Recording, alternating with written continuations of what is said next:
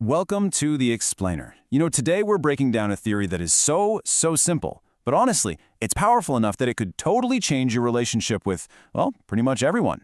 It's called the let them theory, and it's all about getting your energy back where it belongs, with you. So let me just ask you, are you tired? Just deep down exhausted from trying to manage everyone's feelings, guess the reactions, and just generally keep all the chaotic pieces of your life in perfect, neat little rows? If you're even kinda nodding right now, yeah, you are definitely not alone. And here's the thing you have to understand right up front. The problem isn't you. It's not a flaw in your personality. It's the power you've been giving away, probably without even realizing it.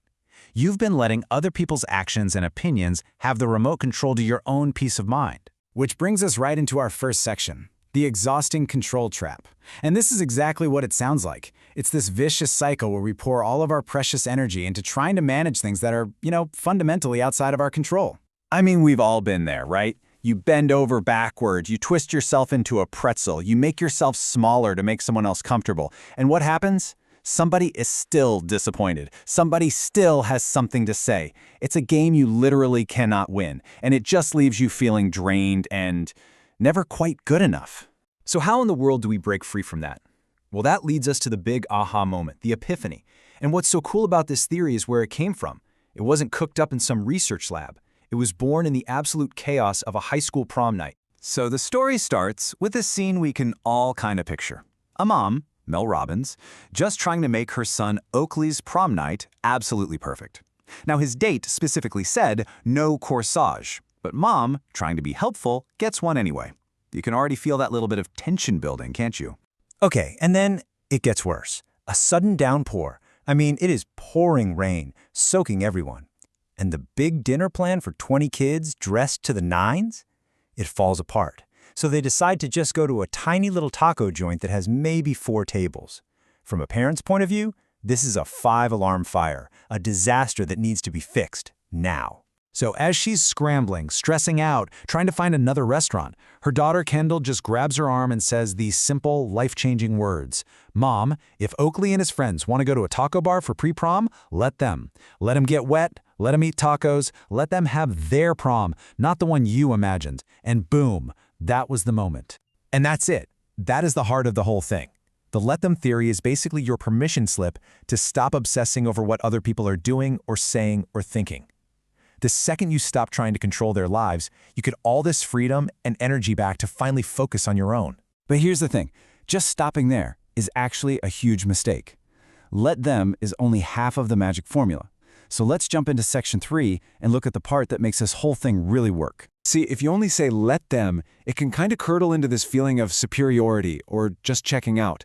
You might find yourself thinking, fine, let them be wrong or let them be ridiculous. That's not freedom. That's just a different kind of prison. The real power move is when you add this second part, let me. Think about it like this. Just saying let them is like you're still on a seesaw with that other person.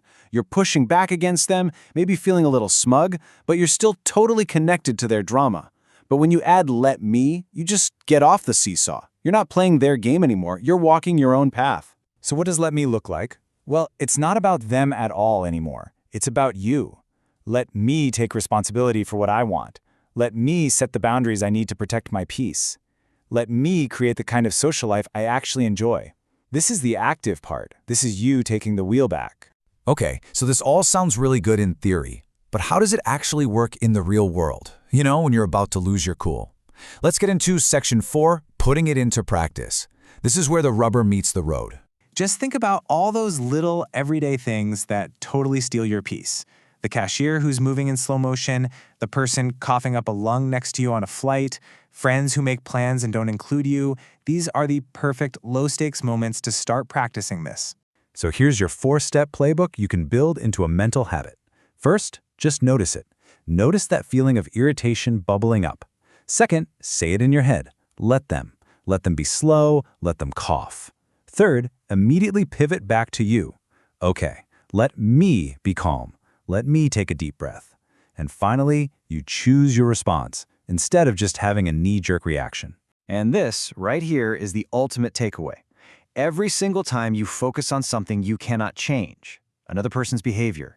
You're just handing over your power and dialing up your stress.